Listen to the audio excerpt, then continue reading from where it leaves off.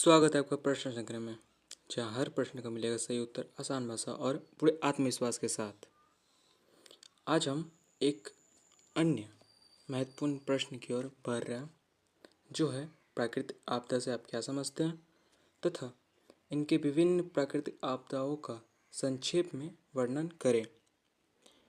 आप जो यहाँ पे संभावित प्रश्न जो आप ये देख रहे हैं, कुछ 9 संभावित प्रश्न हैं, उनका उत्तर ही मैं आपको आज बताने वाला हूँ।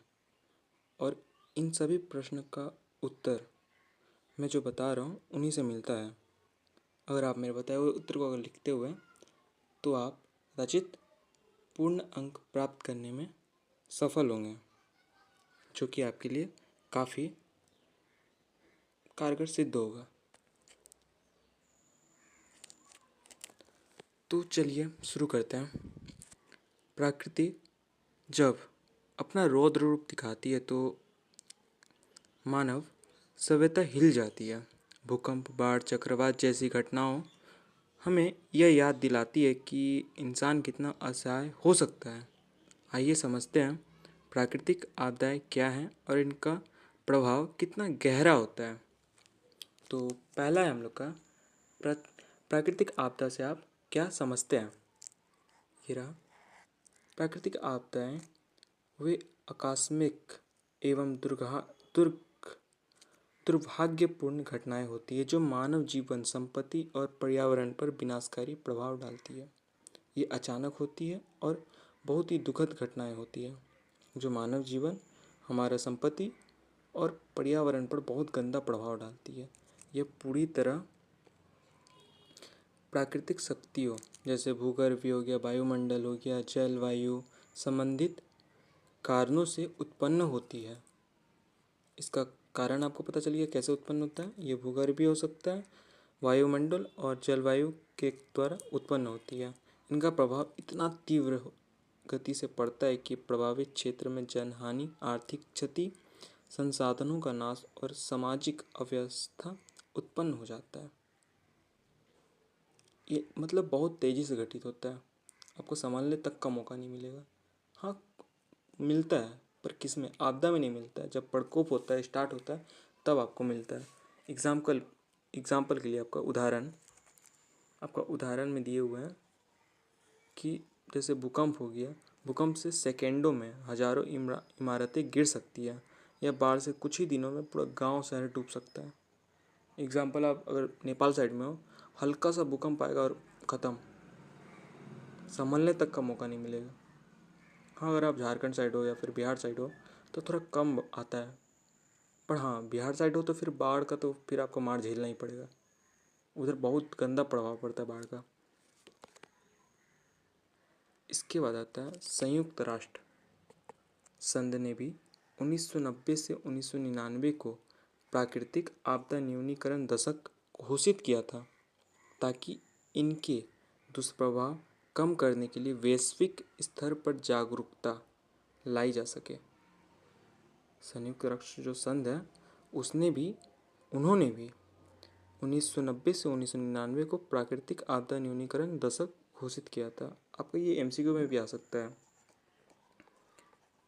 कि आपदा प्राकृतिक आपदा न्यूनीकरण दशक किसने घोषित किया था और कब घोषित किया था। ये आपका टाइमिंग हो गया और ये आपका डूअर हो गया, कर्ता हो गया। ठीक, इसके बाद अगला पढ़ते हम लोग विभिन्न प्रकार के प्राकृतिक आपदाएं।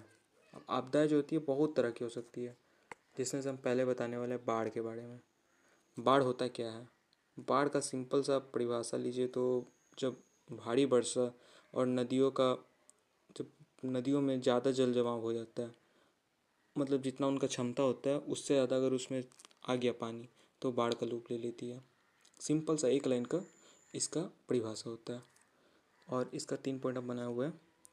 भारी वर्षा, नदियों का उफान एवं बांध टूटने से बाढ़ आती है।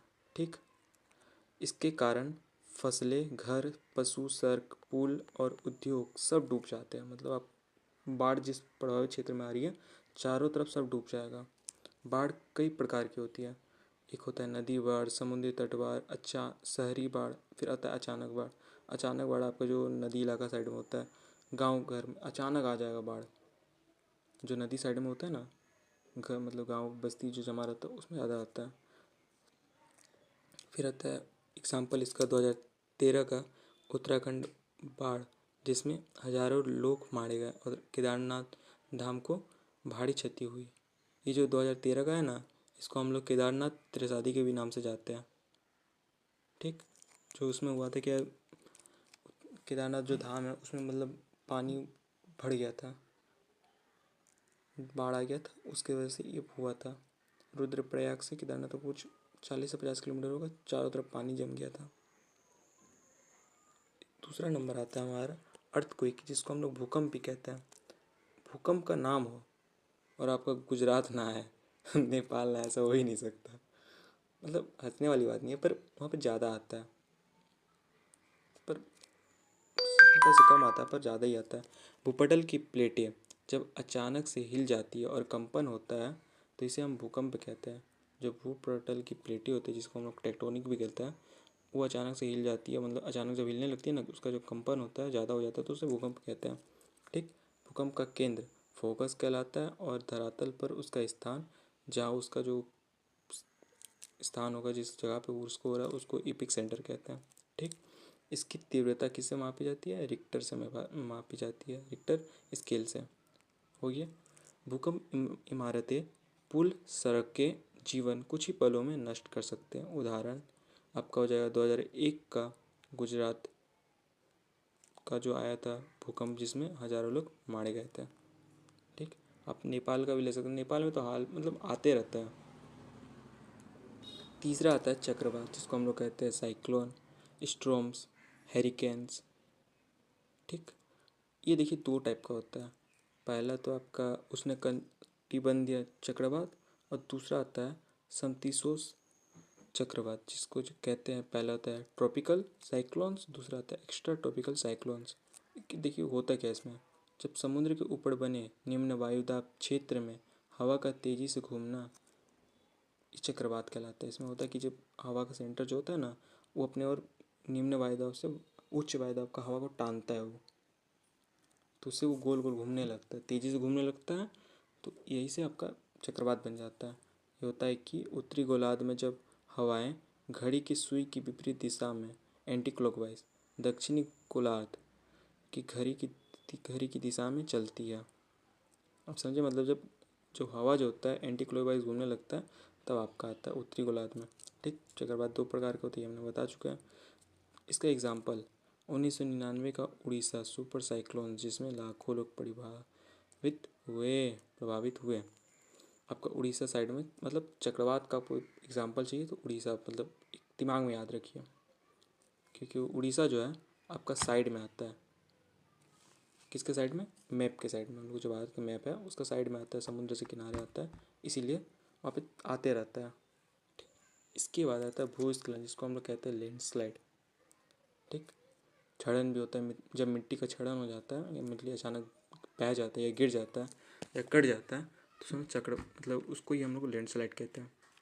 लैंडस्लाइड ज़्यादातर आपका आता है महाराष्ट्र साइड में, फिर आपका जो पहाड़ी क्षेत्र है उधर ज़्यादा आता है। पर एग्जाम्पल के लिए हमने यहाँ पे दिया हुआ है 2014 का मलिन गाँव, जिसमें महाराष्ट्र के में हुआ था भूस्खलन, पूरा गाँव दब गया था, गाँव ही गायब हो गया था। ये होता कैसे है, यहाँ पे लिखा हुआ है। इसका परिभाषा है कि जब चट्टान, मिट्टी या पत्थर अचानक ढलानों से नीचे खिसक जाते हैं तो इसे क्या कहते हैं, भूस्खलन कहते हैं। इसका कारण भारी वर्षा, भूकंप, वनों की कटाई या सड़क निर्माण। अब सड़क निर्माण में भी वनों की कटाई होती है, जिसको कहते हैं डिफॉरेस्टेशन। जो वन काट देते हैं हम लोग, फालतू का जंगल पर मतलब जो जम रहा है उसको देते हैं काट के अपना मनमानी से, कि नहीं यहाँ पे घर बनाएंगे शहरीकरण के नाम पे। ये आपका लाता है भूस्खलन। जो पेड़ जो होता है ना, वो उसका जड़ जो होता है वो मिट्टी को पकड़ के रखता है, जिससे भूस्खलन नहीं आता है, मतलब मिट्टी से बह ना पाए, कट ना पाए, इसका आता है। ये तो बात की बात हो गई। अब यहाँ से निकलते हैं दूसरा हमारे तीसरे टॉपिक पे। भारत में हिमालयी क्षेत्र, पश्चिमी घाट और पूर्वी घाट भूस्खलन के प्रति सबसे अधिक संवेदनशील है। हिमालयी क्षेत्र हो गया आपका, पश्चिमी घाट हो गया और पूर्वी घाट। ठीक, भूस्खलन के प्रति सबसे अधिक संवेदनशील, जैसे आ गया ना आपका एग्ज़ाम में कि हाँ भारत के कौन कौन से साइड में ज़्यादा भूस्खलन होता है, आप सीधा सीधा एग्जाम्पल निकाल लीजिए। यहाँ पर लिख दीजिएगा हिमालय का जो क्षेत्र आ गया, पश्चिमी घाट आ गया, पूर्वी घाट। अब पश्चिमी घाट के जो स्टेट सब है उनका हल्का हल्का नाम याद अगर 2-4 को भी रखिएगा ना तो वो भी आपका आ सकता है, लिख दीजिएगा तो वो भी मिल जाएगा। मतलब जितना हो सके पॉइंट वाइज लिखिए और जितना हो सके एग्जाम्पल बनाइए, बस इतना ही काफ़ी है। मतलब जो चेक करता है ना, मतलब जो एग्जामिनर जो कॉपी चेकर होता है वो लोग मतलब उनका भी मन करता है कि हाँ नंबर दे दे, बस कुछ कारण मिले। ठीक, भूस्खलन हो गया। अब आता है सूखा, जिसको कहते हैं ड्रॉक्स। देखिए सूखा जो होता है कैसे होता है, जब लंबे समय तक वर्षा नहीं होता है तो जल स्रोत सूख जाए तो सूखा पड़ता है। ठीक, सूखा कैसे पड़ता है, जब लंबा समय तक वर्षा ना हो और जल जितना जलीय स्रोत है सब सूख जाए तो सूखा पड़ता है। इससे फसल नष्ट हो सकती है, पशु मर सकते हैं और पीने की पानी की भारी मात्रा में कमी हो जाती है। लोग भूख के मारे मरने लगते हैं या फिर पलायन करने को मजबूर हो जाते हैं। अब सीधी सी बात है, सूखा अगर पड़ेगा आपके इलाका में पानी कम है तो आप जाइएगा दूसरे इलाके में पानी लेने के लिए, या फिर कोशिश कीजिए वहीं पर जाके हम रह जाएँ। कौन आएगा इधर फालतू का पानी आने के लिए, इधर कुछ है ही नहीं, तो कोशिश करेंगे वहीं पर रहें हम। फिर भारत में राजस्थान, गुजरात, महाराष्ट्र, आंध्र प्रदेश आदि राज्य सूखा परिवीन है। आप रील वील देखते होंगे ना तो वहाँ उसमें भी मतलब जैसे ट्रोल करते राजस्थान वालों को पानी का बोतल के लिए तो वही एग्जाम्पल यहाँ पे दिया हुआ है, राजस्थान पानी मारे। इस एग्जाम्पल में आ जाएगा 1965 से 1967 का भीषण सूखा, जिसमें देश के कई हिस्सों में अकाल पड़ा। ठीक, पहले ज़्यादातर अकाल ही पड़ता था। अब इसका आता है, ये तो पाँच होता है। इसके बाद आता है आपका निष्कर्ष। निष्कर्ष क्या होता है, निष्कर्ष मतलब इसके पूरे बारे में बताना है। फिर जो प्राकृतिक आपदाएं जो होती है वो मानव जीवन के लिए सबसे बड़ी चुनौतीपूर्ण है में से एक है। ठीक, इसे पूरी तरह बचाना संभव नहीं है, एकदम संभव नहीं है। हाँ, लेकिन पूर्व चेतावनी प्रणाली, आपदा प्रबंधन और लोगों की जागरूकता से इसके दुष्प्रभाव को कम किया जा सकता है। यदि हम विज्ञान, तकनीक और पर्यावरण संरक्षण का संतुलित उपयोग करें। कैसे बच सकते हैं, अगर हम विज्ञान का उपयोग करें, जो पूर्व चेतावनी प्रणाली का उपयोग करें, आपदा प्रबंधन और लोगों से जागरूक करें तो कुछ बन सकता है। हाँ, अब ये नहीं कि लोगों को जागरूक कर दिया इधर पेड़ काट रहे हैं, पर्यावरण का संरक्षण ही नहीं कर रहा है, तो दिक्कत ही है। मतलब सब चीज़ होगा तभी कुछ स्वाद आने वाला है, वरना नमक कम हो जाएगा फिर तो हल्दी ज़्यादा डाल दीजिएगा तो फिर वो खराब ही लगेगा खाना। तो जो प्राकृतिक आपदाओं से होने वाले नुकसान को काफ़ी हद तक रोका जा सकता है। तो इन सब का अगर यूज़ हम करते हैं तो प्राकृतिक आपदा को हम रोक सकते हैं। ठीक, तो आपका मतलब कुल मिला के जो प्राकृतिक आपदाएं जो होती है विनाश ही नहीं लाती है, बल्कि हमें तैयारी और प्रबंधन का मौका भी देती है। इससे निष्कर्ष ये निकलता है कि जो प्राकृतिक आपदाएं होती हैं, मतलब आपदाएं प्राकृतिक रहेगी, मानव निर्मित भी हो सकता है। सिर्फ आपदा का बात करें, आपदाएं जो होती है सिर्फ विनाश ही नहीं लाती बल्कि हमें तैयारी का और प्रबंधन का महत्व भी सिखाती है। प्रकृति के इन संदेशों को समझना ही असली समाधान है। अगर हमको मतलब हमको मौका दे रही है भाई सुधर जाओ, इनको समझ जाते हैं तो ठीक है, वरना फिर दिक्कत ही होगा। तो सोचिए क्या हम अगली आपदा के लिए तैयार हैं। मतलब बाई चांस अगर कल कुछ आपदा आता है तो क्या आपकी अवस्था है कि आज आप तैयार हो। तो बस वीडियो यहीं तक था, अगर अच्छा लगे तो लाइक शेयर और एक अच्छा सा प्यारा सा कमेंट कर सकते हैं। तो जुड़े रहिए हमारे चैनल्स को सब्सक्राइब करके। धन्यवाद।